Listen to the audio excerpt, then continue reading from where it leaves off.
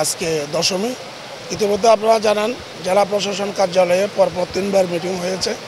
মাননীয় police super কার্যালয়ে, সেনাবাহিনী, র্যাবের এখনও আমাদের বৈঠক হয়েছে এবং অন্যান্যবারের চেয়ে এবার আইন শৃঙ্খলা অত্যন্ত আন্তরিক এবং গতবারও তারা করেছে। তবে এবার একটা ভিন্ন প্রেক্ষাপট, বিশেষ করে কক্সবাজারকে যেহেতু পর্যটন এলাকা, সেই হিসাবে তারা পর্যটকের পাশাপাশি পুণ্যার্থী এবং পূজারীর পাশাপাশি এবার পর্যটকের ঢল নামবে।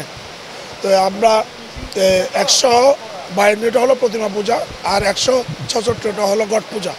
ইতিমধ্যে আমাদের 180টা প্রতিমা আসবে। আমরা আনুষ্ঠানিকভাবে নামাজের পরপরই আমাদের কার্যক্রম শুরু করব। 2টা থেকে 3টা পর্যন্ত আমাদের একটা সাংস্কৃতিক অনুষ্ঠান আছে।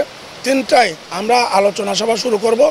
সেখানে মাননীয় জেলা প্রশাসক, পুলিশ সুপার, র্যাবের যিনি কর্নেল সাহেব আছেন উনি থাকবেন, তারপর সেনাবাহিনী থাকবেন, মাননীয় আমাদের কক্সবাজার জেলার পৌরসভার পৌর প্রশাসক থাকবেন, বিভিন্ন বিশেষ করে জাতীয়বাদী দল বিএনপি এবং জামায়াতে ইসলামের এনসিসিপি এবং রাজনৈতিক দলের নেতৃবৃন্দরা এখানে শুভেচ্ছা বিনিময় করবেন আমাদের সাথে।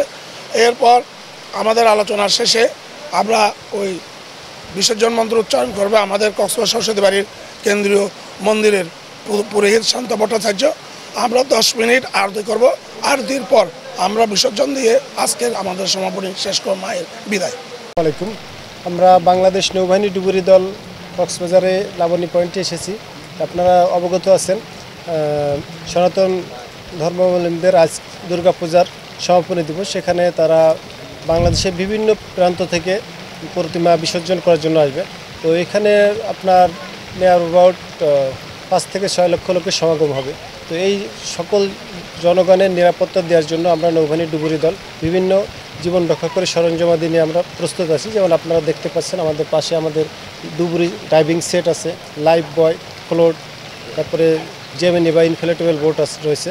এই সকল যন্ত্রপাতির মাধ্যমে আমরা যদি কোনো ব্যক্তিকে দেখি যে আপনার সমস্যায় পতিত হয়েছেন, আমরা উদ্ধার করব ইনশাল্লাহ।